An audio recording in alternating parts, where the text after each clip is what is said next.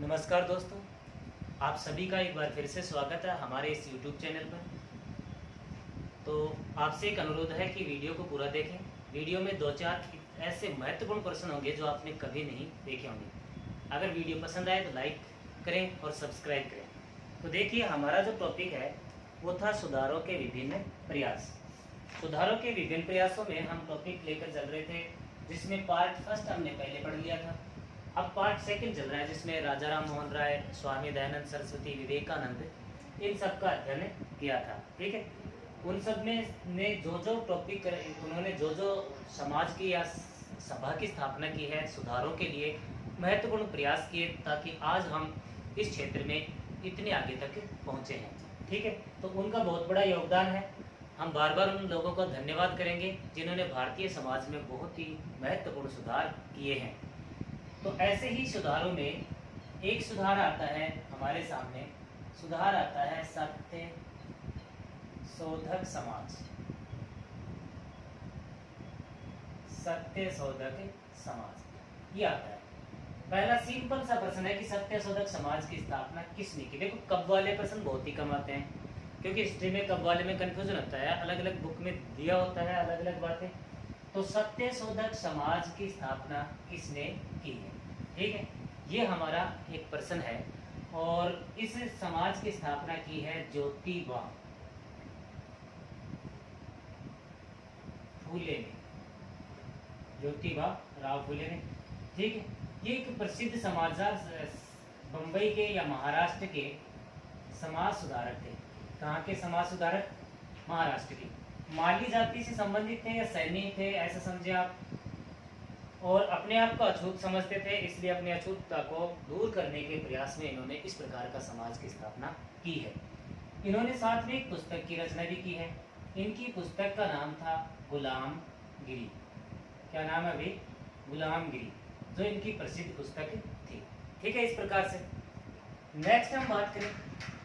Next है एक ईश्वर। एक ईश्वर, एक जाति, एक ईश्वर, ये मोस्ट क्वेश्चन उठाकर लाए जा रहे हैं। एक ईश्वर, एक जाति, एक धर्म का नारा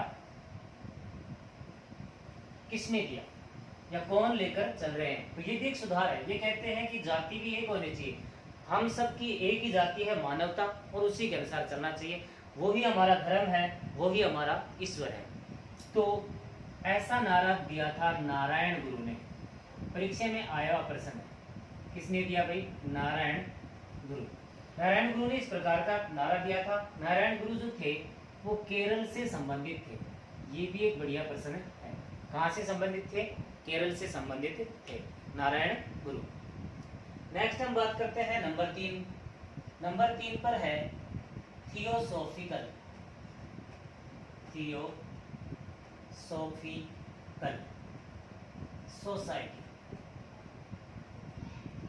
थियोसॉफिकल सोसाइटी, देखो, इसकी स्थापना सबसे पहले 1875 में। कब हुई? 1875 में, और न्यूयॉर्क में हुई है। 1875 में इसकी स्थापना न्यूयॉर्क में हुई थी। ठीक है, हेनरी अर्काट इसकी स्थापना करने वाले दो विद्वान थे। एक का नाम था हेनरी अर्काट, एक का नाम था मैडम ब्लावस्टकी। ये दो थे। ये थे रूस के और ये थे अमेरिका के। इन दोनों ने मिलकर इस संस्था की स्थापना की थी। क्यों की थी? इसलिए की थी कि भारतीय जो समाज है, भारतीय धर्म है, संस्कृति है, उसमें गूढ़ रहस्य छिपे हैं। उन गूढ़ रहस्यों का अध्ययन किया जाए। इसके लिए ये संस्था भारत में 1882 में, भारत में कब आई? 1882 में। 1882 में आई, और इस संस्था को भारत में लाने में योगदान रहा एनी बिसेंट का।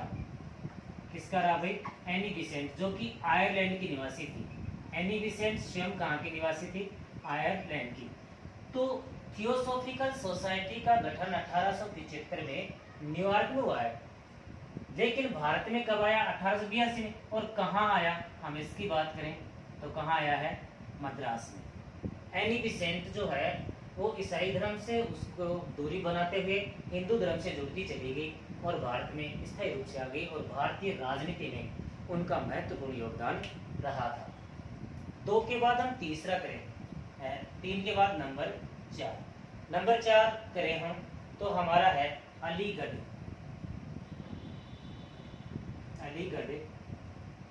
मुस्लिम आंदोलन।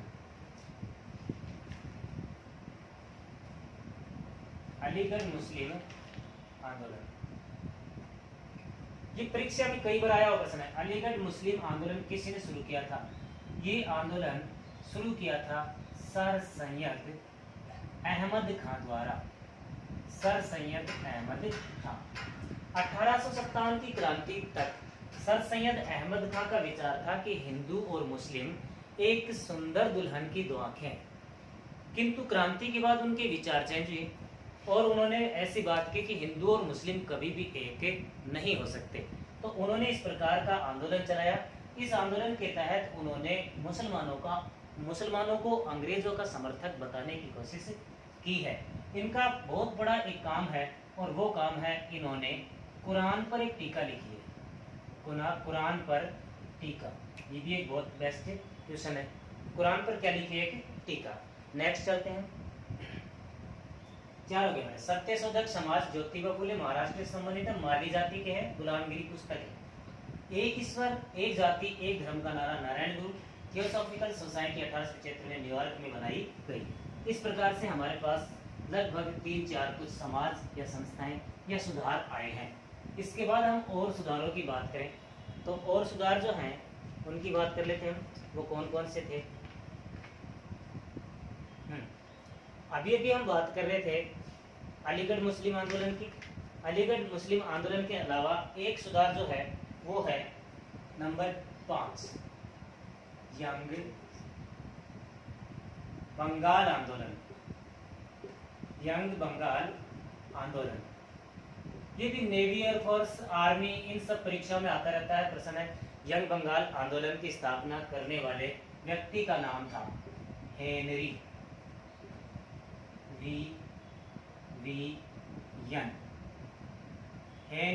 Vivian Derozio. इसने क्या किया? बंगाल का था। कहाँ का है? बंगाल का, क्योंकि नाम में आ रहा है बंगाल का था। और इसने क्या किया था? बंगाल के लोगों में राष्ट्रीयता का विचार किया था। किसका विचार किया था? राष्ट्रीयता का विचार किया था। इसलिए इसे कई नामों से जाना जाता है। और ये हिंदू कॉलेज जो कलकत्ता में थी, राजा राम मोहन राय ने स्थापना की थी 1817 में। उस हिंदू कॉलेज के प्राध्यापक रहे थे और इनको बंगाल का युगदूत कहा जाता है। इनको क्या कहा जाता है भाई? बंगाल का युगदूत, इस नाम से जाना जाता है। उसके अलावा नंबर 6 पर हम देखो किसी भी व्यक्तित्व को पूर्णतया नहीं पढ़ रहे हैं, हम संस्थाओं को पढ़ रहे हैं। नेक्स्ट संस्था बहिष्कृत भारत सभा। बहिष्कृत भारत सभा, ये सभा की स्थापना की थी भीमराव रामजी अम्बेडकर के द्वारा। अम्बेडकर के द्वारा। इनका भी कार्य क्षेत्र, जन्म तो इनका मध्य प्रदेश के मऊ क्षेत्र में हुआ, पर इनका कार्य क्षेत्र महाराष्ट्र रहा। अम्बेडकर जो थे, इन्होंने निम्न या अछूत लोगों को उत्थान में बहुत महत्वपूर्ण योगदान दिया है। मंदिर प्रवेश, पानी के मुद्दे को लेकर बड़े बड़े आंदोलन किए हैं।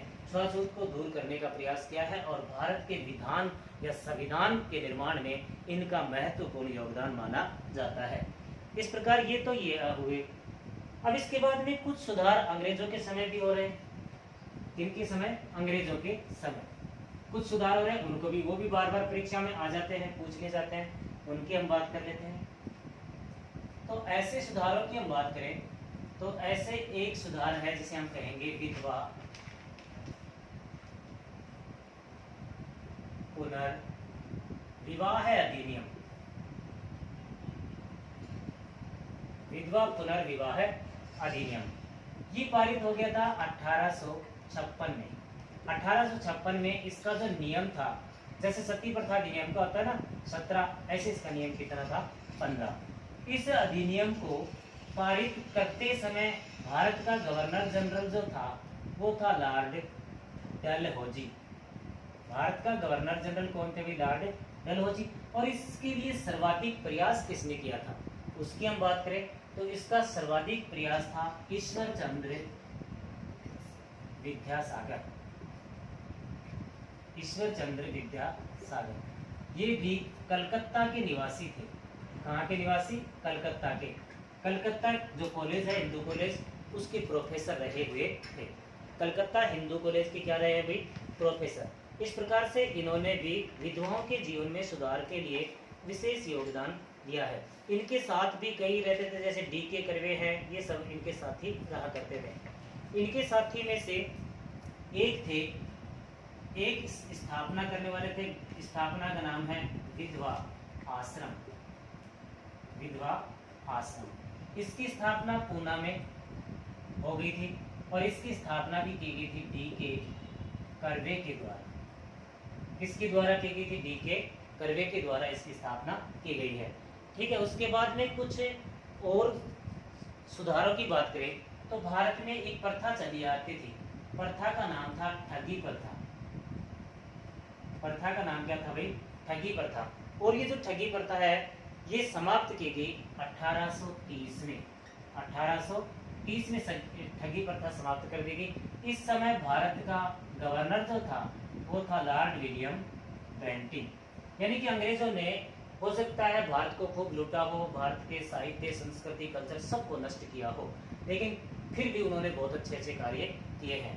तो जो ठगी प्रथा है वो समाप्त कर दी गई और इसको समाप्त करने वाले व्यक्ति का नाम था कर्नल सिलीमैन। प्रयास इस आदमी के थे। Governor general lord William Bentinck का नाम रहेगा किंतु प्रयास इस आदमी के थे कर्नल सिलीमैन। इसने इसको समाप्त करने की कोशिश की है। नेक्स्ट है नरबली प्रथा। नरबली प्रथा। अगर हम बात करें नरबली प्रथा की तो नरबली प्रथा यानी कि भारत में इस प्रकार की प्रथा चली है, देवी देवताओं को खुश करने के लिए मानव की बलि दी जाती है। ऐसी प्रथाएं चली आ रही है, इनको समाप्त करने का प्रयास किया जा रहा है। इनको समाप्त किया गया था 1846 में। इसको समाप्त कर दिया गया 1846 में। ये ज्यादातर उड़ीसा में चला करती थी। ठीक है। 1846 में इसको क्या कर दिया गया था? समाप्त कर दिया गया था। और इसको समाप्त करते समय जो गवर्नर जनरल थे उनका नाम था Lord Harding. Lord Harding. Lord Harding के समय इस प्रथा को क्या कर दिया गया? समाप्त कर दिया गया। उसके बाद में एक और सुधार बात करें, दास प्रथा। कौन सी प्रथा है भाई? दास प्रथा। अगर हम दास प्रथा की बात करें तो दास प्रथा को समाप्त किया गया है, पूर्णतया समाप्त 1843 में। 1843 में नियम 5 1843 में नियम 5 के तहत इसको पूर्णतः समाप्त कर दिया गया। और समाप्त कर दिया गया तो इस समय जो गवर्नर जनरल थे उनका नाम था lord Ellenborough. Governor general का नाम था लॉर्ड एलन ब्रो। इनकी द्वारा दास प्रथा को भी समाप्त कर दिया। तो एक बार आप स्क्रीनशॉट लें, आगे चलेंगे हम। हाँ, तो हम बात कर रहे थे, अब इस समय बात कर रहे थे विवाह से संबंधित। विवाह से संबंधित सर्वप्रथम प्रयास है वो 1856 में हो गया था, विधवा विवाह अधिनियम, जिसकी हमने अभी अभी बात कर ली थी। अभी है ब्रह्म विवाह अधिनियम। हिंदू विवाह अधिनियम भी कह सकते हैं, ब्रह्म विवाह अधिनियम भी कह सकते हैं। पारित हुआ था 1872 में, गवर्नर था लॉर्ड नॉर्थब्रुक। लेकिन किसके प्रयासों से हुआ इसकी हम बात करें तो प्रयास थे, पिछली क्लास में भी हमने बात की थी, केशव चंद्र सेन। केशव चंद्र सेन के प्रयासों से इस अधिनियम में विवाह की उम्र रखी गई थी 14:18। कितनी रखी गई थी? 14:18 रख दी गई। यानी कि इसका मतलब लड़की की आयु 14 होनी चाहिए और लड़की की आयु 18 होनी चाहिए। दूसरा अधिनियम आयु सम्मति अधिनियम 1891 लैंसडाउन के समय पारित हुआ गया। किनके प्रयासों से पारित हुआ इसकी हम बात करें तो एक मालाबार नामक व्यक्ति है। मालाबार व्यक्ति का नाम क्या है?